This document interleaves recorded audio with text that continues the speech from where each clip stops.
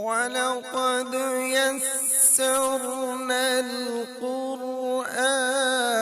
لِلذِّكْرِ فَهَلْ مِن مُدَّكِرٍ۔ رکوع نمبر 3 ہے اور موضوع ہے بھائی کو روکنے کے لیے سیدنا یوسف علیہ السلام کی تدبیر۔ 6 مین پوائنٹس ہیں۔ بھائی پر حقیقت کھلتی ہے، بھائی کو روکنے کی تدبیر، اور سیدنا یوسف علیہ السلام سے بھائیوں کی درخواست اور یوسف علیہ السلام کا جواب، تعلق باللہ کی باتیں ہیں۔ اور ریلی اس کتاب سے جو سب سے قیمتی چیز ہمیں ملنے والی ہے وہ اللہ سبحانہ و تعالیٰ کا تعلق، اس کی ذات پر یقین۔ اور جب وہ یوسف کے پاس داخل ہوئے تو اس نے اپنے بھائی کو اپنے پاس ہی جگہ دی۔ اس نے کہا بلا شبہ میں ہی تمہارا بھائی ہوں، سو ان باتوں کا غم نہ کرو جو وہ کرتے رہے ہیں۔ ماضی کی تلخ یادیں انسان کی زندگی کا حصہ ہوتی ہیں، پریشان بھی کرتی رہتی ہیں۔ کنعان میں ایک خاندان میں رہتے ہوئے سیدنا یوسف علیہ السلام کو یہ اندیشہ تھا کہ حالات بھائی کے لیے بہت پریشان کن رہے ہوں گے، جانے کیا بیتا ہو۔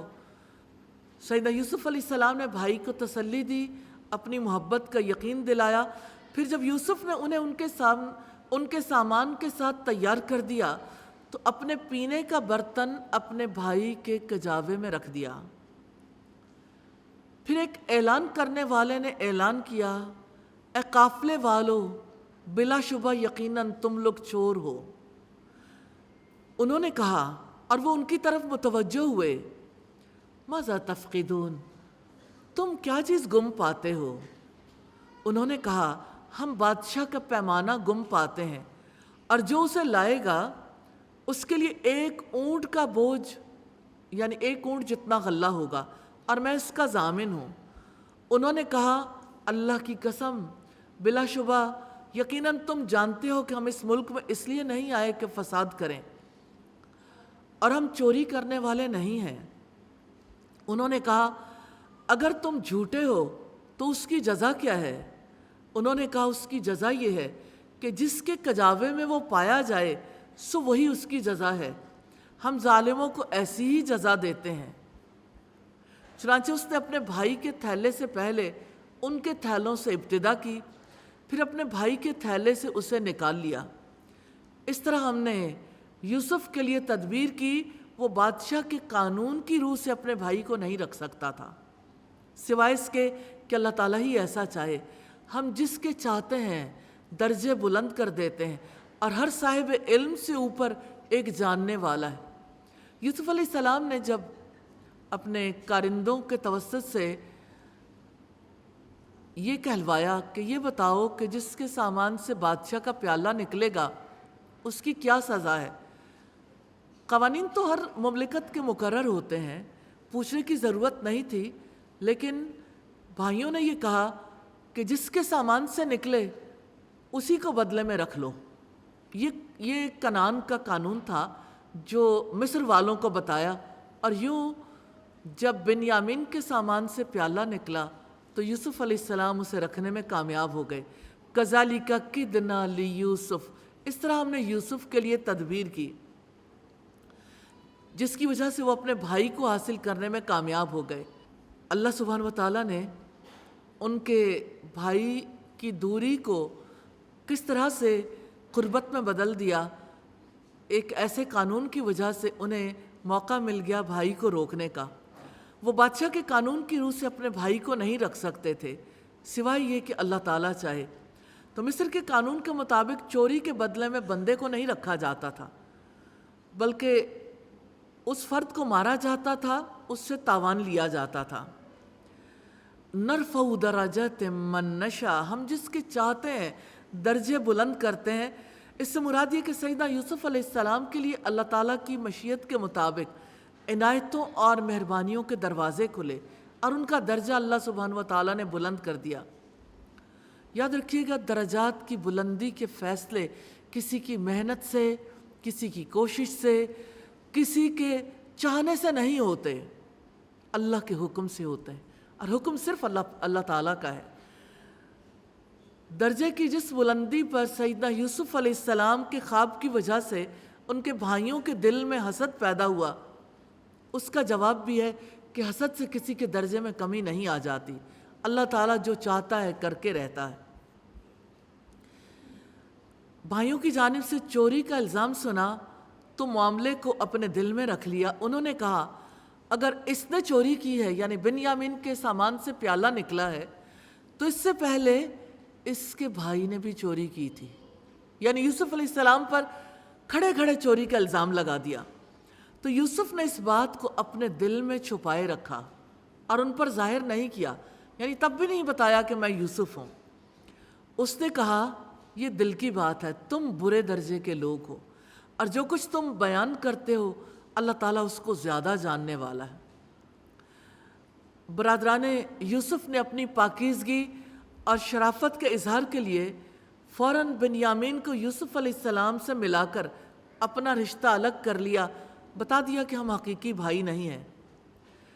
کنعان کا یوسف تو ایک بھولی بسری داستان ہو چکا تھا، لیکن لوگ کمزوروں پر اسی طرح سے الزام عائد کرتے ہیں، اور شرمندگی سے نکالنے کے لیے برادران یوسف نے بھی یوسف علیہ السلام پر الزام لگا دیا کہ یہ دونوں بھائی کمزور کردار کے مالک چور اور بے ایمان ہیں، ہم صاحب کردار ہیں۔ برادران یوسف نے اپنے بھائی کے لیے وہ جو پرانا بغض اور حسد تھا اس کا اظہار کر دیا۔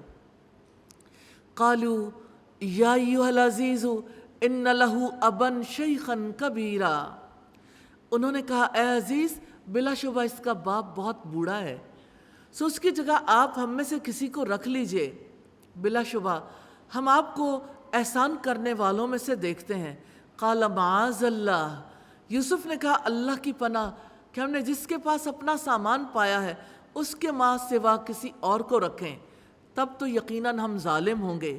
کرنے والے کام ہے غمخواری کرنا، احسان کرنا، اور جن سے روکا گیا چوری کرنا، فساد کرنا، جھوٹ بولنا، ظلم کرنا اور بے بنیاد الزام عائد کرنا۔ کمٹمنٹ پوائنٹس ہیں لوگوں کی باتوں پر غم نہیں کرنا۔ یوسف علیہ السلام کی اعلیٰ ظرفی دیکھیے، بادشاہ ہیں، انتقام لینے کی قدرت رکھتے ہیں، چاہتے تو جیل میں ڈلوا دیتے، چاہتے تو سزا دلوا دیتے، لیکن ان کی بات کو پی گئے، خاموش ہو گئے۔ تعلق باللہ کے میسیجز 5 افراد کو دینے ہیں انشاءاللہ۔ اللہ تعالیٰ ہی اپنی تدبیر سے مومنوں کی مدد کرتا ہے، اور اللہ تعالیٰ جس کے چاہتے ہیں درجات بلند کر دیتے ہیں، اور اللہ تعالیٰ الزامات کی حقیقت کو خوب جانتے ہیں۔ رکوع نمبر 4 ہے عظیم سرپرائز ہے، اور 6 اس کے مین پوائنٹس ہیں۔ بھائیوں کی مشاورت ہے، غمزدہ باپ کی بصیرت ہے، بیٹوں کا حسد اور باپ کا جواب ہے، بھائیوں کی یوسف علیہ السلام کے پاس آمد، سرپرائز اور تعلق باللہ، یہ 6 مین پوائنٹس ہیں۔ چنانچہ جب وہ اس سے نا امید ہو گئے تو الگ ہو کر مشورہ کرنے لگے۔ ان کے بڑے نے کہا کیا تم نہیں جانتے کہ بلا شبہ تمہارے باپ نے تم سے اللہ تعالیٰ کا پختہ عہد لے رکھا ہے، اور اس سے پہلے یوسف کے سلسلے میں بھی تم زیادتی کر چکے ہو، چنانچہ میں یہ زمین ہرگز نہیں چھوڑوں گا یہاں تک کہ میرے والد مجھے اجازت دے دیں یا اللہ تعالیٰ میرا کوئی فیصلہ فرمائے، اور وہ سب فیصلہ کرنے والوں میں سے بہتر ہے۔ ارجعوا الی ابیکم فقولوا یا ابانا ان ابنک سرق، تم اپنے والد کے پاس جاؤ، اس سے کہو اے ہمارے ابا جان، یقیناً آپ کے بیٹے نے چوری کی ہے، اور ہم نے تو صرف اس بات کی گواہی دی ہے جو ہمیں معلوم ہے، اور غیب کی حفاظت کرنے والے تو ہم نہیں ہیں، اور آپ اس بستی کے لوگوں سے پوچھ لیں جس میں ہم تھے، اور اس قافلے سے پوچھ لیں جس میں ہم آئے ہیں، اور بلا شبہ یقیناً ہم سچے ہیں۔ باپ نبی ہے، نبی کی بات کتنی گہری ہے۔ قال بل سولت لکم انفسکم امرا، اس نے کہا بلکہ تمہارے دل نے ایک کام کو مزین کر دیا ہے، سو میرا کام اچھا صبر کرنا ہے، امید ہے کہ اللہ تعالیٰ ان سب کو میرے پاس لائے گا، بلا شبہ وہ سب کچھ جاننے والا، کمال حکمت والا ہے۔ سیدنا یعقوب علیہ السلام کی شخصیت میں صبر کتنا نمایاں ہے۔ باپ صابر ہے تو بیٹا بھی صابر ہے۔ ایک بیٹا گیا، بیٹے کے گم ہونے کا دکھ چھوٹا نہیں ہوتا، دوسرا بھی گیا، ایسے موقع پر جب دوسرا بیٹا چلا گیا، اللہ سبحانہ و تعالیٰ سے امید نہیں گئی. انہوں نے کہا امید ہے میرا رب میرے بیٹوں کو میرے پاس لائے گا. سیدنا یعقوب علیہ السلام اللہ سبحانہ و تعالیٰ کی ذات پر کتنا گہرا یقین رکھتے تھے. اپنے یقین کا بھی اندازہ کرنا ہے اور اللہ سبحانہ و تعالیٰ سے یقین مانگنا ہے. امید کس بات کی ہے؟ امید ہے کہ اللہ تعالیٰ ان سب کو میرے پاس لے آئے گا. سیدنا یعقوب علیہ السلام اللہ سبحانہ و تعالیٰ سے بڑا گہرا تعلق رکھتے تھے. انہیں اللہ تعالیٰ کی رحمت کا پورا یقین تھا. انہیں یہ بھی یقین تھا کہ اللہ تعالیٰ کو سارے حالات کا علم ہے اور تمام حالات و واقعات میں اس کی حکمت کام کرتی ہے، لہٰذا وقت آنے پر ساری مصیبتوں کو وہ دور کر دے گا. اللہ تعالیٰ کی معرفت اور اس کی صفات کے یقینی علم کی وجہ سے ان کے لیے صبر کرنا آسان ہو گیا، جس کی وجہ سے وہ جزا فضا سے بچ گئے.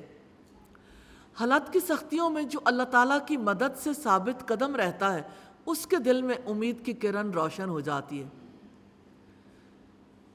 میں آپ سے ایک سوال کرنا چاہتی ہوں کہ آپ کے پاس اللہ تعالیٰ کی معرفت اور اس کی صفات کا یقینی علم ہے؟ باقاعدہ سیکھا کبھی؟ اگر معرفت نہیں ہے، اگر یقینی علم نہیں ہے تو مصیبت میں صبر کیسے کریں گے؟ مشکل حالات میں ثابت قدم کیسے رہیں گے؟ اگر اللہ سبحانہ و تعالیٰ کو پہچانتے نہیں ہیں تو اس کی نعمتوں پر اس کا شکر کیسے ادا کریں گے؟ ریلی ہمارا اصل تعلق تو ہمارے رب کے ساتھ ہے. ہماری زندگی میں جتنی تبدیلی آتی ہے، ہمارے کردار میں جتنی بہتری آتی ہے، اللہ سبحانہ و تعالیٰ کی پہچان سے، اس کی معرفت سے، اس کی ذات پر یقین سے. اور اللہ تعالیٰ الحکیم ہے. اس کے الحکیم ہونے کا تقاضا ہے کہ انسان اپنے معاملات اللہ سبحانہ و تعالیٰ کے حوالے کر دے. اب دیکھیں کتنے لوگ ہیں جو اپنی بات پہ پکے رہتے ہیں، کہتے دعا کر رہے ہیں لیکن ہماری دعا پوری نہیں ہوتی. 1 سال گزر گیا، 2 سال گزر گئے.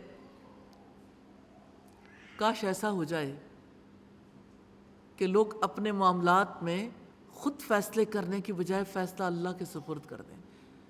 اور اس کا طریقہ نبی صلی اللہ علیہ وسلم نے سکھایا ہے. جب کبھی 2 چیزوں کے درمیان ٹائے پڑ جائے، اہم معاملات ہیں، تو استخارہ کر لیں، اللہ سبحانہ و تعالیٰ سے خیر طلب کر لیں اور اللہ سبحانہ و تعالیٰ پر بھروسہ رکھیں. یعقوب علیہ السلام کی زندگی سے یقین، امید اور صبر کرنے کا سبق ملتا ہے. اور سیدنا یعقوب علیہ السلام یقین رکھتے ہیں، امید بھی رکھتے ہیں، لیکن انسان ہے نا، باپ کے دل میں پدری شفقت تو آتی ہے. ایک بار پھر یوسف علیہ السلام کی یاد میں حسرت میں مبتلا ہو گئے اور اس نے ان سے منہ موڑا اور کہنے لگا، ہائے افسوس یوسف پر، یا اسفا علی یوسف. محبت بہت تھی. ہائے افسوس یوسف پر، اور غم سے اس کی آنکھیں سفید ہو گئیں. چنانچہ وہ غم سے بھرا ہوا تھا. قالوا تاللہ تفتح تذکر یوسف حتی تکون حرزا او تکون من الہالکین. بیٹوں نے کہا اللہ کی قسم آپ تو یوسف کو یاد ہی کرتے رہیں گے یہاں تک کہ آپ گھل کر مرنے کے قریب ہو جائیں یا ہلاک ہونے والوں میں سے ہو جائیں. قال انما اشکو بثی وحزنی الی اللہ وأعلم من اللہ ما لا تعلمون. یعقوب نے کہا میں اپنی ظاہر ہو جانے والی بے قراری اور غم کا شکوہ صرف اللہ تعالیٰ ہی سے کرتا ہوں، اور میں اللہ تعالیٰ کی طرف سے وہ کچھ جانتا ہوں جو تم نہیں جانتے. کوئی انسان ایسا نہیں جو بے قراری سے، بے چینی سے بچ سکے. جب کسی کی بہت پیاری چیز کھو جائے، بیٹا زندہ بھی ہے لیکن سامنے نہیں ہے، 20-22 برس گزر چکے، خبر بھی نہیں ہے. گم ہو جانے والے بیٹے کا صدمہ کسی ماں سے پوچھ کے دیکھیے، کسی باپ سے پوچھ کے دیکھیے. بیٹے کے گم ہونے کے بعد نہ ایمان کھویا، نہ امید کھوئی، نہ اللہ سبحانہ و تعالیٰ کی ذات پر یقین کھویا، اور اللہ سبحانہ و تعالیٰ نے وہ جو فطری جذبہ ہے اس کو سب کے سامنے رکھا ہے کہ دیکھیں آج بھی بیٹے کا غم تازہ ہے۔ اور یعقوب کو دیکھو، یعقوب علیہ السلام کو دیکھو کہ وہ اپنی ظاہر ہو جانے والی بے قراری اور غم کا شکوہ اللہ کے سوا کسی سے نہیں کرتے۔ اور اس کی وجہ کیا ہے؟ اس صبر کی وجہ کیا ہے؟ میں اللہ تعالیٰ کی طرف سے وہ کچھ جانتا ہوں جو تم نہیں جانتے، علم، اللہ سبحانہ و تعالیٰ کی صفات کا علم۔ اے میرے بیٹو، جاؤ یوسف اور اس کے بھائی کو تلاش کرو، اور اللہ تعالیٰ کی رحمت سے مایوس نہ ہونا۔ اس صورت میں کس قدر زیادہ رحمت کا تذکرہ ہے۔ بلا شبہ اللہ تعالیٰ کی رحمت سے کافروں کے سوا کوئی مایوس نہیں ہوتا۔ کیا آپ جانتے ہیں مایوسی کفر ہے؟ اور انسان کس سے مایوس ہوتا ہے؟ اللہ سبحانہ و تعالیٰ کی رحمت سے، جو محبت کرنے والا ہے، جس نے ہمارے لیے وہ سب کچھ کیا جو ہم کرنے کی قدرت نہیں رکھتے تھے۔ کتنی خوبصورت تعلیم ہے، تربیت ہے۔ بھائی کو تلاش کرو، لیکن اللہ کی رحمت سے مایوس نہیں ہونا، گھبرانا نہیں ہے۔ تو جن ایمان والوں کا تعلق اللہ سبحانہ و تعالیٰ کی ذات سے ہوتا ہے، گہرا تعلق ہوتا ہے، جو اللہ تعالیٰ کی صفات کا گہرا شعور رکھتے ہیں، جو اللہ تعالیٰ کی رحمت کے سائے کو محسوس کرتے ہیں، جو اللہ تعالیٰ پر بھروسہ کرتے ہیں، وہ اللہ تعالیٰ کی رحمت سے مایوس نہیں ہوتے۔ سیدنا ابو ہریرہ سے روایت ہے، رسول اللہ صلی اللہ علیہ وسلم نے فرمایا، اگر مومن کو اس سزا اور عذاب کا علم ہو جائے جو اللہ تعالیٰ کہ ہاں نافرمانوں کے لیے ہے، تو اس کی جنت کی کوئی امید نہ رکھے، اور اگر کافر کو اللہ کی رحمت کا صحیح علم ہو جائے جو اللہ تعالیٰ کے پاس ہے، تو اس کی جنت سے کوئی نا امید نہ ہو۔ امید جو یعقوب علیہ السلام کے اندر نظر آتی ہے، یہ امید دل کی عبادت ہے، یہ ہم سب کا فرض ہے، یہ ہم سے مطلوب ہے۔ وہ امید ایک مومن کا اثاثہ ہے، اسی امید کے ساتھ مومن اللہ سبحانہ و تعالیٰ کی اطاعت کرتا ہے۔ اس امید کی ہمیں ضرورت ہے، یہ امید دل کی عبادت ہے۔ فَلَمَّا دَخَلُوا عَلَيْهِ قَالُوا يَا أَيُّهَا الْعَزِيزُ مَسَّنَا وَأَهْلَنَا الضُّرُّ وَجِئْنَا بِبِضَاعَةٍ مُزْجَاةٍ فَأَوْفِ لَنَا الْكَيْلَ وَتَصَدَّقْ عَلَيْنَا إِنَّ اللَّهَ يَجْزِي الْمُتَصَدِّقِينَ۔ چنانچہ جب وہ یوسف کے پاس داخل ہوئے تو انہوں نے کہا، اے عزیز، ہمیں اور ہمارے گھر والوں کو بڑی تکلیف پہنچی ہے، اور ہم معمولی رقم لے کر آئے ہیں، سو آپ ہمارا ماب پورا کر دیں اور ہم پر صدقہ بھی کریں۔ بلا شبہ اللہ تعالیٰ صدقہ کرنے والوں کو جزا دیتا ہے۔ آیت کے بیچ میں کتنی خوبصورت تلقین ہے۔ جو صدقہ کرتا ہے اللہ سبحانہ و تعالیٰ سے جزا کی توقع رکھتا ہے، اور جب اسے اللہ سبحانہ و تعالیٰ کی طرف سے یہ علم ہوتا ہے اللہ تعالیٰ صدقہ کرنے والوں کو جزا دیتا ہے، تو دل کتنا مطمئن ہو جاتا ہے۔ یہ برادران یوسف کی تیسری بار حاضری ہے، اور مصر میں وہ اس حالت میں داخل ہوئے کہ قحط نے ان کا برا حال کر دیا ہے، ان کے پاس زیادہ روپیہ بھی نہیں تھا، خستہ حالی کی وجہ سے اب ان میں انکساری بھی آ گئی ہے۔ یوسف نے کہا، هل علمتم، کیا آپ جانتے ہو، ما فعلتم بیوسف واخیہ، کیا تمہیں علم ہے جب تم نادان تھے تم نے یوسف اور اس کے بھائی کے ساتھ کیا کیا تھا؟ آر نہیں دلائی، تانا نہیں دیا، صرف یہ کہا کہ تمہیں پتہ نہیں تھا جس دور میں تم نے یوسف اور اس کے بھائی کے ساتھ برا معاملہ کیا۔ انہوں نے کہا، اِنَّكَ لَأَنْتَ یوسف، کیا تم واقعی یوسف ہو؟ اس نے کہا، میں یوسف ہوں اور یہ میرا بھائی ہے۔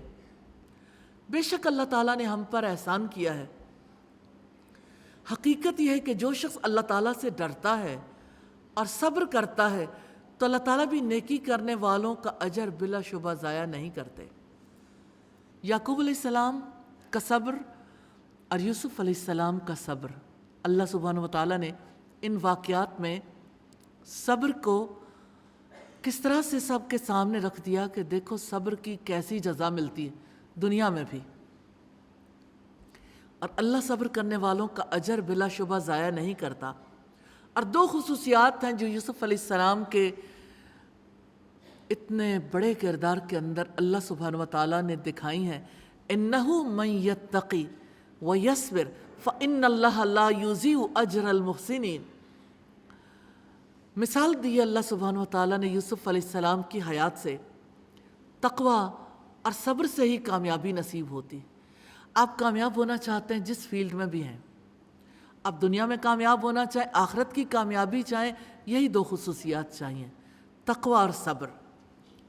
جو شخص بھی اللہ سبحانہ وتعالیٰ سے ڈر کر رہتا ہے اور بے صبری سے بچتا ہے وہ ضرور کامیاب ہو جاتا ہے۔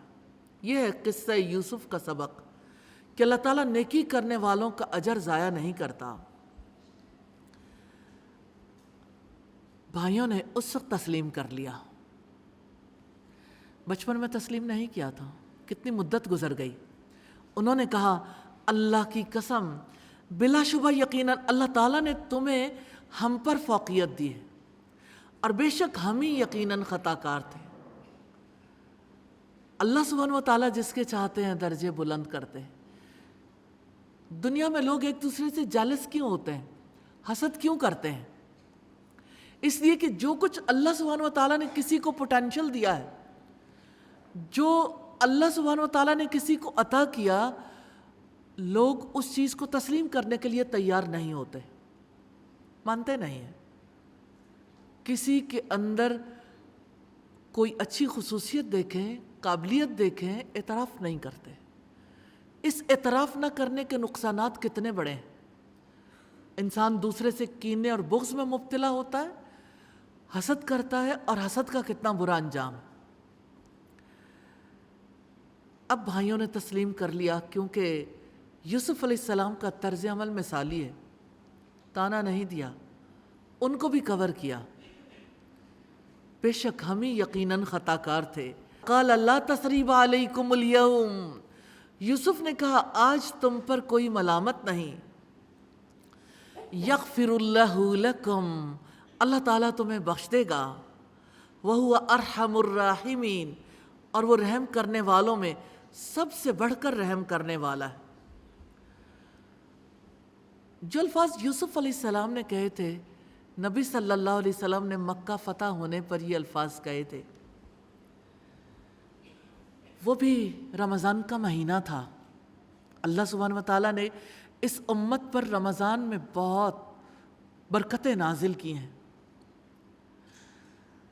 اللہ سبحانہ وتعالیٰ نے 17 رمضان کو بدر کے میدان میں مسلمانوں کو فتح عطا کی۔ اسی مہینے میں رمضانی کا مہینہ تھا جب مکہ فتح ہوا، 8 ہجری کی بات ہے، اور آپ صلی اللہ علیہ وسلم فاتح بن کر مکہ میں داخل ہوئے۔ سیدنا ابو ہریرہ بیان کرتے ہیں کہ رسول اللہ صلی اللہ علیہ وسلم نے کعبے کی چوکھٹ پکڑ کر فرمایا، اے قریشیو، تمہارا میرے بارے میں آج کیا خیال ہے؟ نکلے تھے بے سر و سامان، اور جب واپس لوٹے ہیں فاتح بن کر تو سوال کرتے ہیں کہ آپ میرے بارے میں کیا خیال کرتے ہو؟ انہوں نے کہا ہم تو یہی کہتے ہیں کہ آپ ہمارے بھتیجے اور چچا زاد ہیں اور آپ بڑے مہربان اور کریم ہیں۔ آپ نے ان سے پھر وہی سوال کیا، انہوں نے پھر وہی جواب دیا۔ اس پر آپ صلی اللہ علیہ وسلم نے فرمایا، میں وہی بات کہتا ہوں جو میرے بھائی یوسف علیہ السلام نے کہی تھی، آج تم پر کوئی ملامت نہیں، اللہ تمہیں بخشے، اور وہ رحم کرنے والوں میں سب سے زیادہ رحم کرنے والا ہے۔ اذهبوا بقمیصی ھذا فألقوه علی وجہ ابی یأتی بصیرا۔ یوسف علیہ السلام نے اپنے بھائیوں سے کہا تم میرا یہ قمیص لے جاؤ، پھر اس کو میرے باپ کے چہرے پر ڈال دو، وہ بینا ہو جائے گا، اور تم اپنے سب گھر والوں کو میرے پاس لے آؤ۔ کرنے والے کام ہے مشورہ کرنا، سچا ہونا، صبر کرنا، اپنی پریشانی اور غم کا شکوہ اللہ تعالیٰ سے کرنا، اللہ تعالیٰ کی رحمت سے نا امید نہ ہونا، صدقہ کرنا، اللہ تعالیٰ سے ڈر کر رہنا، احسان کی روش اختیار کرنا، جن کاموں سے روکا گیا نا امید ہونا، بھائیوں سے زیادتی کرنا، خطا کار ہونا۔ کمٹمنٹ پوائنٹ ہے اللہ تعالیٰ کی رحمت سے کبھی مایوس نہیں ہونا۔ وَلَقَدْ يَسَّرْنَا الْقُرْآنَ لِلذِّكْرِ فَهَلْ مِن مُّدَّكِرٍ